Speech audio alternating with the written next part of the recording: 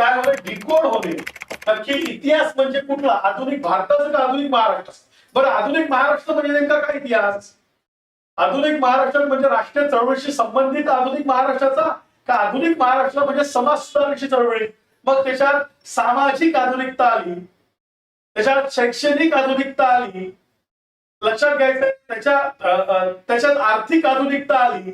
नक्की काय? किंवा कामगार चळवळी आले, कामगार कायदे आले, अशा स्वरूपात ते समजणं गरजेचं आहे.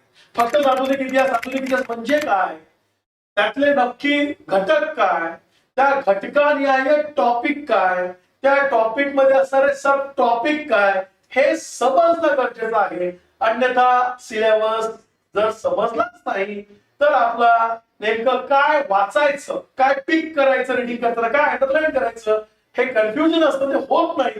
त्याच्यामुळे मग अभ्यास कव्हर करायला